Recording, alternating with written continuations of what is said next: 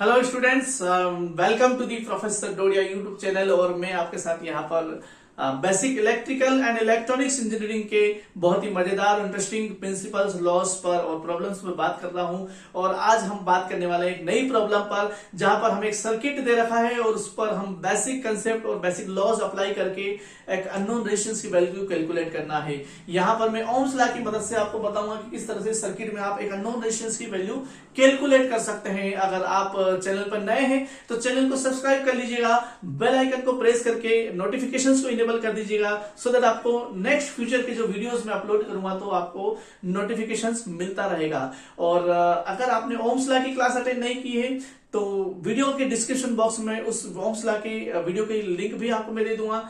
तो इस वीडियो को पूरा देखने के बाद आप बेसिक जो लॉ मैंने आपको समझाया उसको भी आप देखकर अपना जो कंसेप्ट जो है फंडामेंटल्स को थोड़ा और स्ट्रॉन्ग कर सकते हैं। आज मैं आपके साथ एक न्यूमेरिकल है, मेरे पास एक प्रॉब्लम है, उसको मैं आपके साथ यहाँ पे डिस्कस करने वाला हूं।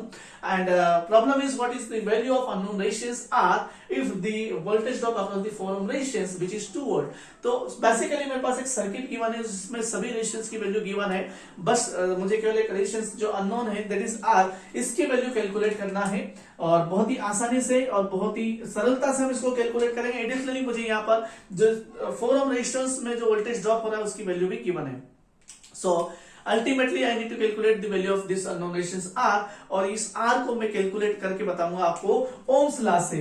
सो ओम्स लॉ जो हमने पढ़ा था उसमें जो बेसिक जो तीनों मैंने आपको इक्वेशन लिखी थी उन्हीं की आज यहाँ पर जरूरत लगने वाली है। मैंने आपको बताया था V इक्वल टू डी होता है I इंटू आर, इसकी मदद हम करेंगे, इसकी मदद से हम आगे चीजें सॉल्व करेंगे। और इस यहीं से मैं आई के लिए भी एक्सप्रेशन लिख सकता हूं that is V divided by R, and यहां से मैं रेजिस्टेंस के लिए भी एक्सप्रेशन लिख सकता हूं that is V divided by I. इन तीनों इक्वेशंस की मदद से ही, मतलब जो आज का हमारा जो पूरा क्लास है इन तीनों इक्वेशंस के इर्द गिर्द घूमता हुआ आपको दिखाई देगा। So let us start the this particular problem. So इसका सॉल्यूशन की अगर बात करें, देखिए हमको यहाँ पर ऑलरेडी गिवन है कि इस 4 ओम के रेजिस्टेंस में 2 जो वोल्टेज ड्रॉप हो रहा है that is 2 volt. And basic concept हम लगाएंगे, जैसे अगर मुझे यहाँ का वोल्टेज कैलकुलेट करना हो R, तो R can be calculated with the help of this voltage and this current. यानी कि यहाँ का रेजिस्टेंस कैलकुलेट करना है R, तो यहाँ का वोल्टेज मुझे कैलकुलेट करना होगा, यहाँ का करंट कैलकुलेट करना होगा। ठीक है, तो शुरुआत हम यहाँ से करेंगे क्योंकि यहाँ का मुझे दोनों चीजें पता है। अगर आपको वोल्टेज पता है, आपको रेजिस्टेंस पता है, तो you can calculate the current also. So current flowing through this particular 4 ohm resistance will be, ये 4 ohm resistance में जो करंट फ्लो होगा that will be equal to the, current का फॉर्मूला क्या होता है? करंट का फॉर्मूला होता है voltage divided by resistance. Voltage कहाँ का? इस ब्रांच का। रेजिस्टेंस कहाँ का? इस ब्रांच का। तो यहाँ का वोल्टेज कितना है? 2, और यहाँ का रेजिस्टेंस कितना है? 4। So I can write the current flowing through this particular form resistance is 1/2 ampere. Very simple. तो ये अगर 1/2 एम्पियर मिला है, इसका मतलब ये है कि यहां पर जो करंट फ्लो हो रहा है वो भी कितना होगा? 1/2 एम्पियर होगा। सीरीज कनेक्शन में करंट फ्लो सेम होता है, जो करंट यहां पे फ्लो हो रहा है वही करंट यहां पे फ्लो होगा। सीरीज कनेक्शन में सेम करंट फ्लो होता है। So that I can say the current flowing through this particular 1 ohm resistance is 1/2 ampere. और अगर मुझे यहाँ का करंट पता है दैट इज 1/2 एम्पियर, यहाँ का रेजिस्टेंस पता है that is 1 ohm, so I can write the value of voltage drop across this 1 ohm resistance. So value of voltage drop this 1 ohm resistance is value is equal to the voltage is equal to the current into resistance. current कितना है? 1/2 ampere. resistance कितना है? 1. So basically I will have the voltage drop across this 1 ohm resistance will be again 1/2 volt. Okay, ठीक है, clear, very simple. यानी कि यहां का वोल्टेज मुझे क्वेश्चन में दे रखा था ±2 वोल्ट, और यहां का वोल्टेज मुझे मिल गया 1/2 वोल्ट। ये पूरा अगर मुझे वोल्टेज कैलकुलेट करना है, इन पॉइंट्स का मैं नामकरण कर देता हूं। This is A, this is B, this is C, D, E and F. इस पूरी ब्रांच का बी, सी, डी, ई का वोल्टेज मुझे कैलकुलेट करना हो, so I can write the value of voltage B, C, D is simply equal to this 1/2 plus this 2 volt, which is equal to this is 5/2 volt, 2 plus half. So voltage B, C, D, E is equal to the 5/2 volt मुझे मिला है। और बिल्कुल again मैं एक simple सा concept के आधार पर यह भी कह सकता हूं, because branch BCDE and branch BE and branch BAFE are connected in parallel combination. That means the value of voltage drop of this particular right portion of this circuit is equal to the value of this BE is also equal to the value of this particular left side portion. यानी कि इस circuit के तीन अगर part में divide करूं, left side portion, middle portion and right side portion, तो value of voltage drop particular all three branches are equal. Right side वाले पोर्शन की मैंने वोल्टेज की वैल्यू कैलकुलेट कर ली, दैट इज 5/2 वोल्ट। इसका मतलब ये है कि यहां पर जो वोल्टेज होगा उसकी वैल्यू भी कितनी होगी, यहां पर जो वोल्टेज होगा उसकी वैल्यू भी कितनी होगी, 5/2 वोल्ट। ठीक है, और यहां पर अगर 5/2 वोल्ट है तो इधर जो वोल्टेज है उसकी भी 5/2 वोल्ट वोल्टेज वैल्यू होगी।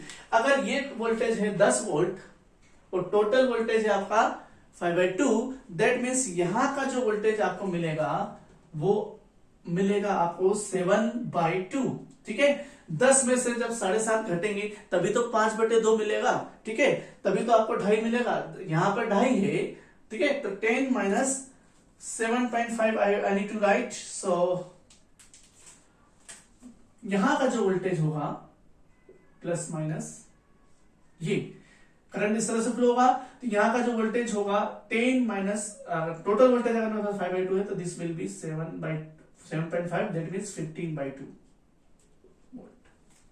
तो ये इतनी सारी चीजों का मतलब ये है कि देखिए मुझे यहां का रेजिस्टेंस की वैल्यू कैलकुलेट करना है। This resistance will be equal to the voltage divided by current. तो वोल्टेज तो मुझे मिल गया 5/2, मुझे यहाँ का करंट कैलकुलेट करना है। तो करंट कैसे कैलकुलेट किया जा सकता है, ये जो करंट आ रहा है आपका, इसकी मुझे मार्क करने की जरूरत नहीं। This current will be divided into 2 parts, this one and this one. यहाँ का करंट मुझे पता है, यहाँ का करंट मुझे कैलकुलेट करना है, तो यहाँ का भी करंट कैलकुलेट किया जा सकता है। सो let us calculate the current. Current flowing through this 5 ohm resistance. Current flowing through this 5 ohm resistance is simply equal to the voltage of this particular 5 ohm resistance, which is equal to the 15/2 volt, and the resistance itself 5. So I can write 15 divided by 10. So current flowing through this 5 ohm resistance will be 3/2 ampere.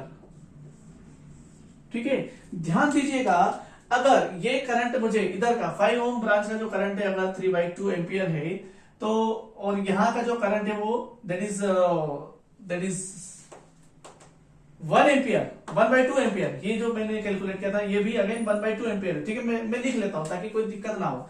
ये जो current मैंने calculate किया है, this current is 3/2 ampere, this is 3/2 ampere, and this current is what?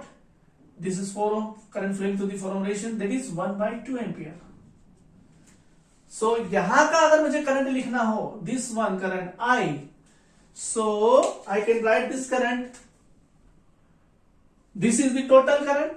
इस total current में से ये current minus हो जाएगा तो ये करंट मिल जाएगा। So I can write this current I will be equal to the 3/2 minus 1/2. Okay, KCL वाला कंसेप्ट लगा रहे हैं basic. This current is total current and further this current is will be dividing in 2 parts, 1/2 ampere and I. So I can be this minus this. So I will be equal to the 3/2 ampere minus 1/2 ampere. So I can write I जो flow हो रहा है कहां से हो रहा है, R से फ्लो हो रहा है ना। So I flowing through the R which is equal to the 3 minus 1 which is 2/2 which is equal to the 1 ampere.